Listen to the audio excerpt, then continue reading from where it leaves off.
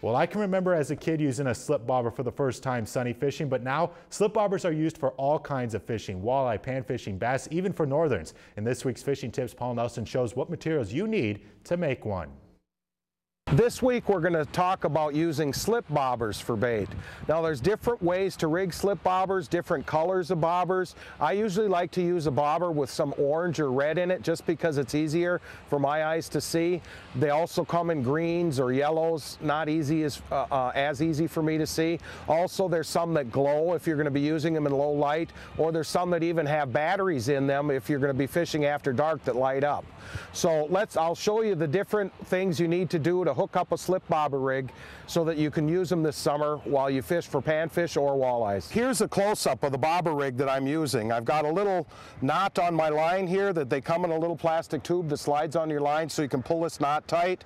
Then I have a little bead that's going to stop on that little piece of thread there to stop, so I can set this thread in different depths so that I know how deep I want to fish by how deep I've set this.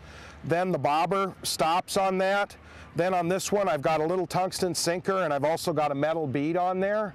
And then this thing comes down to a swivel. What I want to do is I set that upper line heavier than the leader line. That way if I get snagged and I break that rig off, I'm just losing the hook and some line and I'm not losing my entire bobber rig on the deal. And I use a nice short leader. This one's probably about 2 feet long. That way it's easier to cast. If you get too long on the leader, you're going to have more difficulty casting because you can't reel it in past the bobber.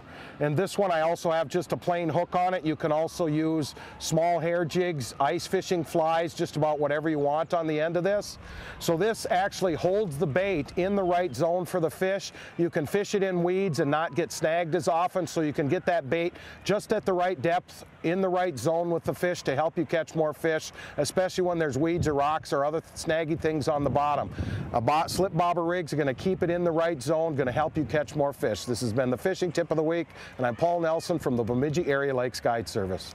If you've enjoyed this segment of Lakeland News, please consider making a tax-deductible contribution to Lakeland Public Television.